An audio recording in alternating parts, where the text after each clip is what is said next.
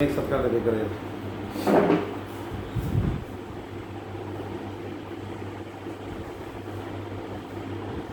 आज हम देखते हैं सूर्यकांत त्रिपाठी निराला। निराला का जन्म 21 फरवरी 1899 में हुआ। हिंदी कविता के छायावादी युग के 4 प्रमुख स्तंभों में से एक माने जाते हैं। वे जयशंकर प्रसाद, सुमित्रानंदन पंत और महादेव वर्मा के साथ हिंदी साहित्य में छायावाद के प्रमुख स्तंभ माने जाते हैं। उन्होंने कई कहानियाँ, उपन्यास और निबंध भी लिखे हैं, किंतु उनकी ख्याति विशेष रूप से कविता के कारण ही हमारे सामने आई है। उनका जन्म माना जाता है 21 फरवरी 1899 मेदिनीपुर, पश्चिम बंगाल में हुआ और उनकी मृत्यु 15 अक्टूबर 1961 इलाहाबाद, उत्तर प्रदेश में मानी जाती है। उनका दूसरा जो नाम सूर्यकांत त्रिपाठी नाम उनका था और निराला इनका दूसरा नाम, इस प्रकार से उन्हें माना जाता है। वह लेखक और कवि के नाम से प्रसिद्ध थे। उनकी भाषा हिंदी थी।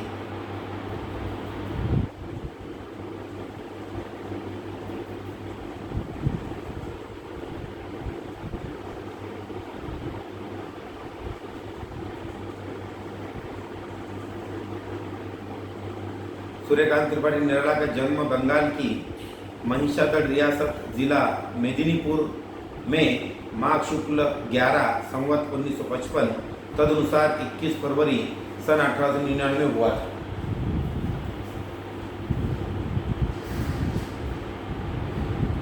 वसंत पंचम पर उनका जन्मदिन मनाने की परंपरा 1930 में प्रारंभ हुई।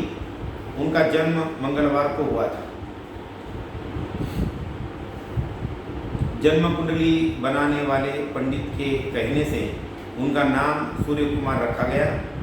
उनके पिता पंडित राम सहाय तिवारी उन्नाव बैसवाड़ा के रहने वाले थे और महिषादल में सिपाही की नौकरी करते थे। वे मूल रूप से उत्तर प्रदेश के उन्नाव जिले में गढ़ाकोला नामक गांव के निवासी थे। निराला की शिक्षा हाईस्कूल तक हुई। बाद में हिंदी, संस्कृत और बाडला का स्वतंत्र अध्ययन किया। पिता की छोटी सी नौकरी की असुविधाओं और मान अपमान का परिचय निराला को आरंभ में ही प्राप्त हुआ। उन्होंने दलित, शोषित किसान के साथ हमदर्दी का संस्कार अपने अबोध मन से ही अर्जित किया। 3 वर्ष की अवस्था में माता का और 20 वर्ष का होते होते पिता का देहांत हो गया था। अपने बच्चों के अलावा संयुक्त परिवार का भी बोझ निराला पर पड़ा। पहले महायुद्ध के बाद जो महामारी फैली उसमें न सिर्फ पत्नी मनोहरा देवी का बल्कि चाचा, भाई और भाभी का भी देहांत हो चुका था। 1918 में स्पेनिश फ्लू इन्फ्लुएंजा के प्रकोप में निराला ने अपनी पत्नी और बेटी सहित अपने परिवार के आधे लोगों को खो दिया था। शेष कुंबे का बोझ उठाने में महिषादल की नौकरी अपर्याप्त थी।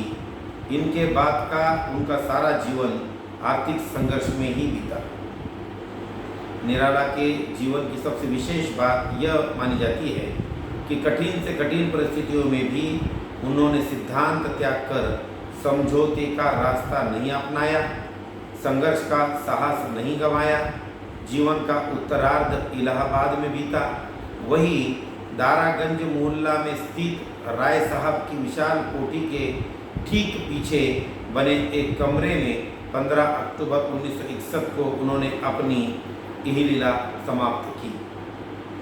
उनका जो कार्यक्षेत्र माना जाता है वह पहली नियुक्ति महिषादल राज्य में ऐसी मानी जाती है। उन्होंने 1918 से 1922 तक यह नौकरी की। उसके बाद संपादन, स्वतंत्र लेखन और अनुवाद कार्य की और प्रवृत्त हुए। 1922 से 1923 के दौरान कोलकाता से प्रकाशित समन्वय का संपादन किया। 1923 के अगस्त से मतवाला के संपादक मंडल में कार्य किया। इसके बाद लखनऊ में गंगा पुस्तक माला कार्यालय में उनकी नियुक्ति हुई, जहां से वे संस्था की मासिक पत्रिका सुधा से 1935 के मध्य तक संबद्ध रहे। 1935 से 1940 तक का कुछ समय उन्होंने लखनऊ में भी बिताया। इसके बाद 1942 से मृत्यु पर्यंत इलाहाबाद में रहकर स्वतंत्र लेखन और अनुवाद कार्य किया। उनकी पहली कविता जन्मभूमि प्रभा नामक मासिक पत्र में जून 1920 में पहला कविता संग्रह 1923 में अनामिका नाम से आया तथा पहला निबंध बंग भाषा का उच्चारण अक्टूबर 1920 में मासिक पत्रिका सरस्वती में प्रकाशित हुआ।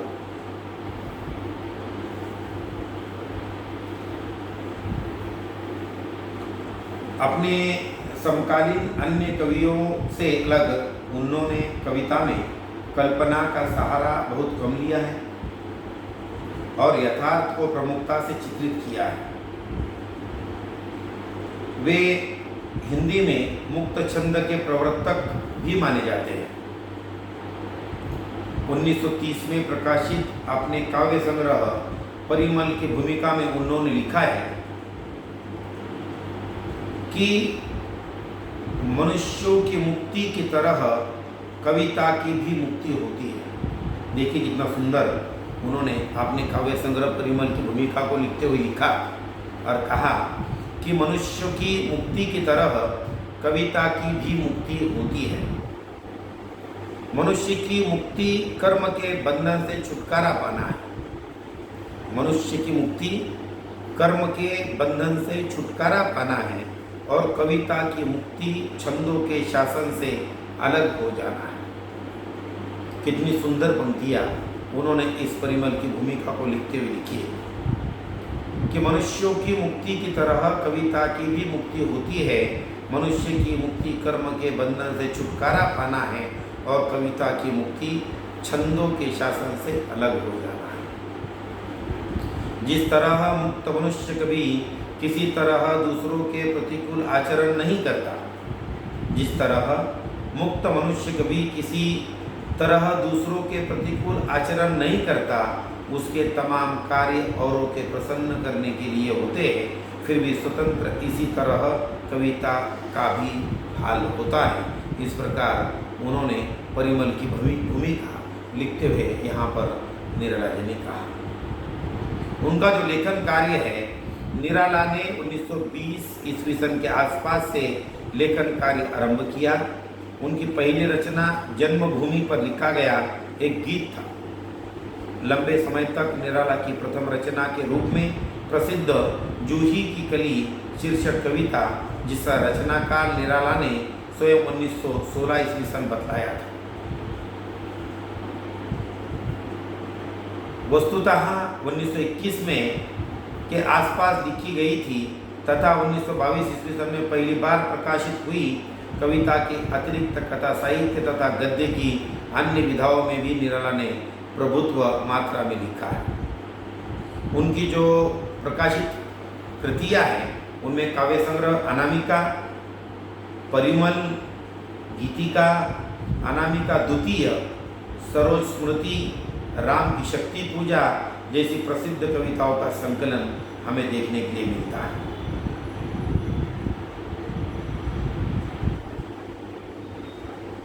उसके साथ कुकुरमुत्ता, अनिमा, बेला, नए पत्ते, अर्चना, आराधना, गीत कुंज, सांध्य काकली, अपरा यह भी देखने के लिए मिलते हैं। उनके जो उपन्यास हैं वह अप्सरा, अलका, प्रभावती, निरुपमा, कुल्ली भाट, बिल्लेसुर, बकरी हार, चोटी की पकड़, काले कारनामे, चमेली, यह चमेली नाम का जो उपन्यास है वह उनका अपूर्ण माना जाता है।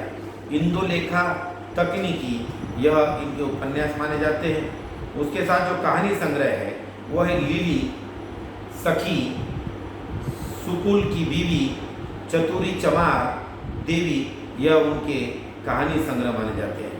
कुछ निबंध आलोचना भी उन्होंने लिखी है। उनमें रविंद्र कविता कानन, प्रबंध पद्म, प्रबंध प्रतिमा, चाबुक, चयन संग्रह, यह उनके निबंध आलोचना मानी जाती है। और पुराण कथा जो मानी जाती है वो महाभारत रामायण की अंतर कथाएँ यह भी मानी जाती है। कुछ बाल साहित्य भी उन्होंने लिखा, उसमें भक्त ध्रुव, भक्त प्रहलाद, भीष्म, महाराणा प्रताप, सिख भरी कहानियाँ इसकी नीति कथाएँ मानी जाती है। कुछ अनुवाद भी उन्होंने किए, जिसमें रामचरितमानस खड़ी बोली हिंदी में अनुवाद किया, आनंद पाठ बाढ़ला से गद्यानुवाद किया, विश्ववृक्ष, कृष्णकांत का वसीयतनामा, कपाल कुंडला, दुर्गेश नंदिनी, राजसिंह, राजरानी, देवी चौधरानी, युगला देवी, चंद्रशेखर, रंजनी, परिजिरवावत, भारत में विवेकानंद, राजयोग, ऐसी कई सारी रचनाएं भी निराला जी ने अपने जीवन में लिखी।